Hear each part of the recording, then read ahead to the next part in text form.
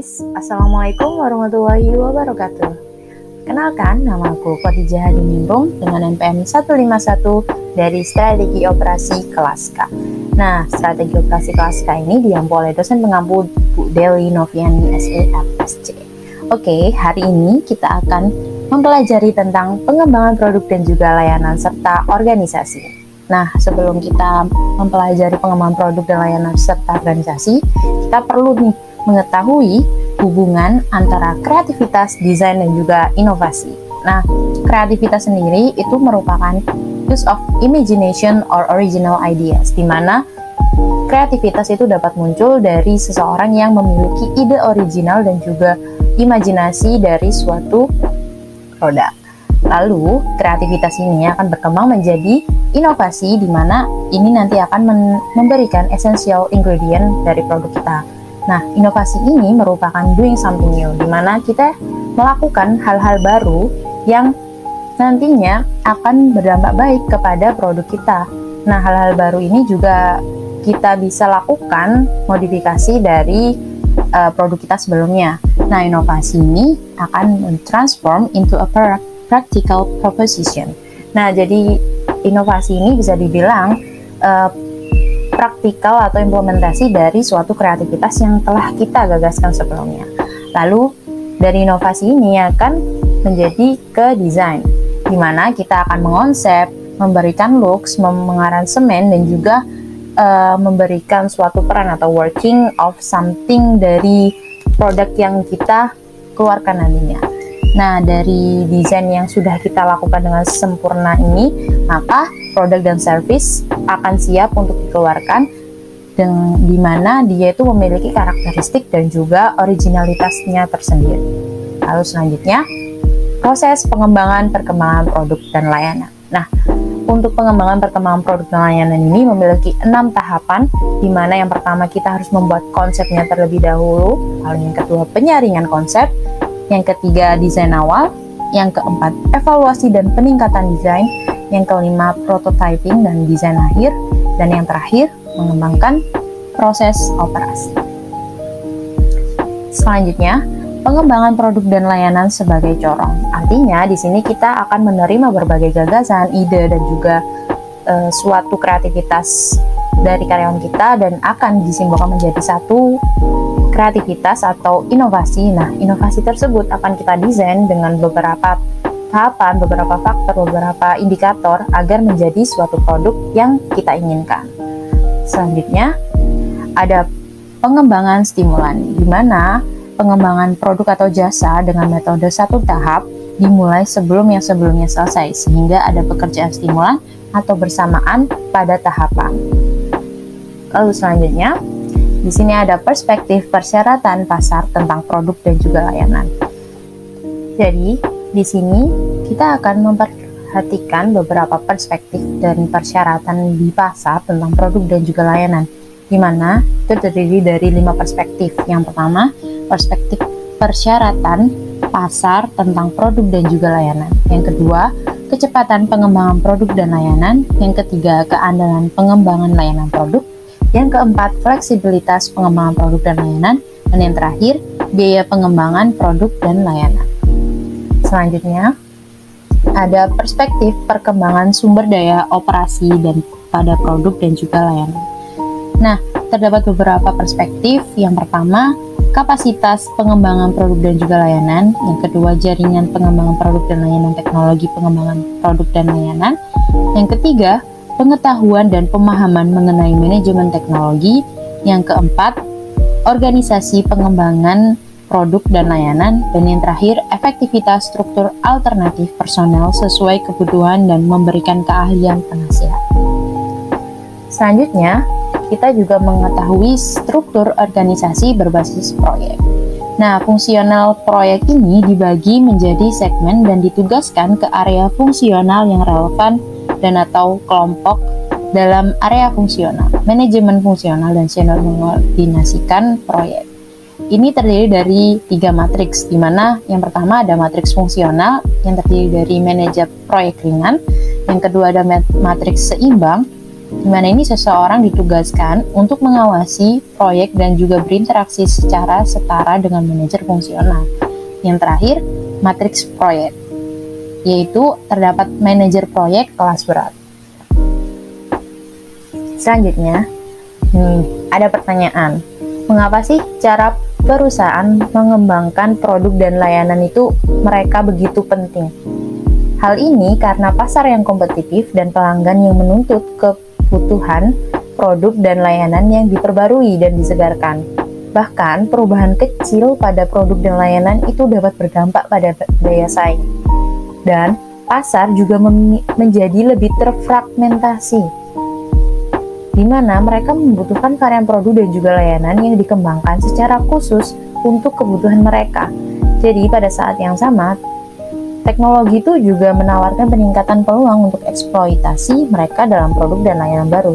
Nah, hal-hal tersebut itu mendorong perusahaan agar mereka mengembangkan produk dan layanan mereka, agar mereka dapat bersaing dengan perusahaan pesaing dan juga tetap eksis di pasar yang mereka jalani.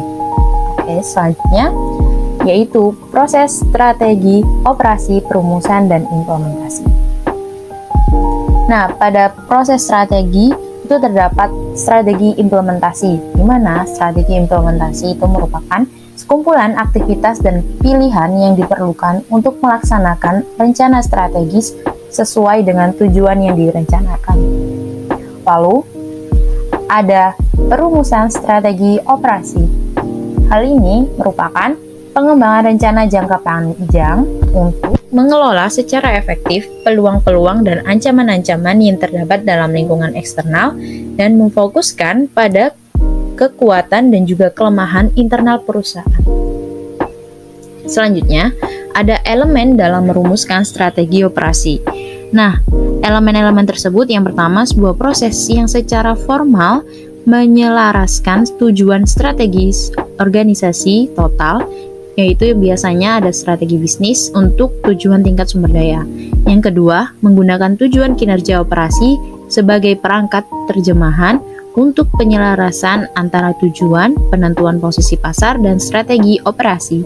Lalu yang terakhir, menilai keselarasan melalui penilaian kepentingan relatif dari kinerja operasi tujuan dalam hal preferensi pelanggan dan kinerja yang dicapai, biasanya dibandingkan dengan tingkat kinerja bersaing. Oke, selanjutnya ada tahapan implementasi strategi menurut Whelan dan Hanger 2004, terdiri dari 3 tahapan, yaitu terdiri dari penetapan program, penetapan anggaran, dan juga penetapan prosedur. Nah, sebelum merumuskan strategi, maka manajer harus melakukan analisis secara seksama terhadap lingkungan, baik lingkungan eksternal maupun internal. Nah, analisis lingkungan ini dapat menggunakan teknik analisis SWOT. Pada saat perumusan strategi, menurut Whelan dan Hanger tahun 2004, setidaknya terdapat 4 aktivitas yang perlu dijalankan.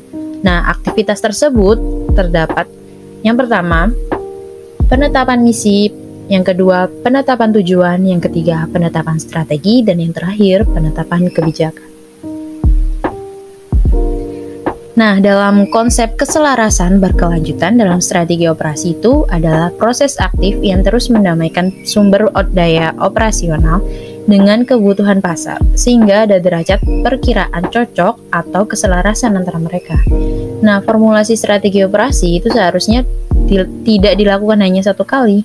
Jadi, strategi akan dibentuk berulang kali dari waktu ke waktu untuk memperhitungkan perubahan baik dalam sumber daya operasi dan juga kebutuhan pasar. Selanjutnya di sini terdapat 2 pendekatan. Nah, pendekatannya sendiri yang pertama ada pendekatan statis atau defensif untuk keberlanjutan. Nah, mekanisme dari statis ini untuk mencapai keberlanjutan berkaitan dengan mencegah pesaing menyaring posisi pasar dan sumber daya yang ada, daripada mencoba pindah ke posisi yang sama sekali baru, jadi sampai batas tertentu. Nah, hal ini adalah pendekatan defensif daripada ofensif. Maksudnya di sini perusahaan akan lebih memilih, dia akan tetap menjalankan apa yang telah dia lakukan sebelumnya daripada harus membuat suatu perubahan dari perumusan strategi yang dia jalankan. Lalu yang kedua ada pendekatan dinamis atau ofensif terhadap berkelanjutan. Pada akhirnya, bahkan di ceruk pasar yang paling terisolasi, kebutuhan pelanggan berkembang dan sebagai hasilnya, kemampuan operasional juga perlu berkembang. Jadi, selain memanfaatkan hambatan masuk dan peniruan yang ada, operasi dapat meningkatkan permainan mereka melalui inovasi dan juga perubahan untuk mencapai keberlanjutan. Nah, selanjutnya di sini ada analisis strategi formulasi. Ada dua analisis. Yang pertama analisis dari kebutuhan pasar. Nah, di sini tujuannya untuk mengeksplorasi banyak model praktis yang ada untuk membantu para praktisi menilai persyaratan pasar. Lalu yang kedua ada analisis kemampuan sumber daya operasional. Di sini, kebutuhan atau demand atau permintaan akan sumber daya manusia oleh suatu organisasi adalah merupakan ramalan kebutuhan akan sumber daya manusia dan bukan sekedar kuantitas atau jumlah saja, tetapi juga menyangkut soal kualitas. Selanjutnya, implementasi dari strategi. Melakukan implementasi strategi tentunya harus memperhatikan beberapa faktor. Yang pertama ada faktor struktural, yang kedua ada strategi, yang ketiga sistem dari operasionalnya bagaimana, yang keempat stylenya itu bagaimana, yang kelima staff atau sumber daya manusianya itu bagaimana dalam hal kualitas dan juga kuantitas. Lalu yang keenam ada skill yang dimiliki oleh sumber daya manusia tersebut, dan juga yang terakhir yang paling penting sasaran atau tujuan dari suatu strategi tersebut. Lalu selanjutnya di sini ada 4 fungsi operasi pusat. Nah, operasi pusat juga memiliki fungsi. Yang pertama, operasi pusat sebagai pengontrol. Yang kedua, operasi pusat sebagai kurator. Yang ketiga, operasi pusat sebagai pelatih. Yang keempat, operasi pusat sebagai fasilitator. Selanjutnya, ada pengendalian strategi. Nah, pengendalian strategi ini merupakan sebuah proses untuk memastikan bahwa perusahaan ini berhasil mencapai rencana yang sebelumnya telah ditetapkan untuk diselesaikan. Selanjutnya, kita akan membahas mengenai studi kasus yang kita jalankan. Nah, di sini ada studi kasus dari PT Kereta Api Daob 8 Surabaya. Nah, PT Kereta Api Daob 8 Surabaya ini memiliki strategi operasi. Yang pertama yaitu mengoptimalisasi transformasi kereta sesuai dengan kebutuhan. Yang kedua, rasionalisasi operasi kereta api dengan merelokasi rangkaian kereta dari jalur yang kurang menguntungkan ke jalur yang menguntungkan. Yang ketiga, pengurangan tingkat keterlambatan kereta api yang disebabkan oleh beberapa faktor. Yang keempat, pengurangan tingkat kecelakaan hingga 0%. Yang kelima, mengurangi tingkat kelambatan untuk penumpang dan barang baik keberangkatan maupun kedatangan. Yang keenam, peningkatan kapasitas angkut dengan penambahan KRL 24 unit, dan yang terakhir, online ticketing. Nah, dari hal tersebut mereka melakukan implementasi strategi yang dalam pelaksanaannya operasional PT Kereta Api itu terdapat satu acuan dalam melakukan setiap kegiatan, yaitu berdasarkan standar operasional prosedur atau SOP. Nah, setiap divisi pada perusahaan ini menerapkan apa yang ada di dalam SOP itu. Selain itu, perusahaan ini juga melakukan proses evaluasi dan juga kontrol yang dilakukan berdasarkan posisi pasar, produktivitas, likuiditas, dan aliran kas, dan juga profitabilitas. Nah, studi kasus selanjutnya di sini dari PT Telkom.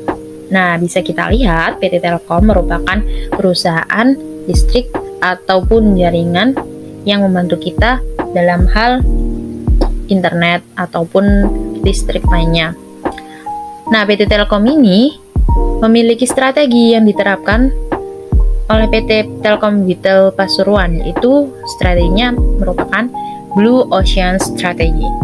Analisa ini dilakukan terhadap produk Speedy yang menunjukkan pada analisis lingkungan, diperoleh kekuatan dan kelemahan internal, serta peluang dan ancaman eksternal yang berhadapan langsung dengan Telkom. Telkom melakukan strategi untuk mengembangkan bisnis data dan internet dengan melakukan inovasi nilai pada jaringan kabel. Nah, Telkom melakukan kerangka kerja 4 langkah untuk mencapai posisi blue ocean. Dengan acuan produk sebelumnya yaitu Telkom Instan, Telkom menemukan solusi menghapuskan hambatan di mana fungsi telepon tidak bisa digunakan bersamaan dengan proses akses data internet. Jadi, Telkom menciptakan sistem kontrol untuk mengetahui volume atau waktu yang tengah digunakan dalam melakukan koneksi internet. Telkom juga meningkatkan kecepatan akses internet dengan memanfaatkan kelebihan pada infrastruktur jaringan kabelnya. Nah, dari hasil yang dilakukan, kerangka kerja 4 langkah ini, Telkom menciptakan produk bernama Speedy. Nah, dengan memanfaatkan teknologi ADSL, hambatan yang sebelumnya itu mengganggu layanan internet Telkom jadinya bisa dihilangkan. Nah, Speedy dengan inovasi nilai pada jaringan fixed wireline ini telah membawa Telkom membentuk suatu kurva nilai baru. Nah, Telkom melakukan implementasi 6 prinsip Blue Ocean, di mana strategi pada produk Speedy dan berhasil membuat ruang pasar baru dengan memanfaatkan kelebihan yang ada pada jaringan optik kabel. Sehingga Speedy bisa memberikan suatu layanan akses internet berkecepatan tinggi. Speedy menjadi produk unggulan dari Telkom karena berhasil mengatrol naik laba keuangan Telkom dengan segala inovasinya yang tidak berhenti. Speedy menguasai pasar internet via fixed wireline. Nah, sekian dulu penjelasan dari saya, kurang lebihnya mohon maaf dan terima kasih buat kalian semua. See you guys.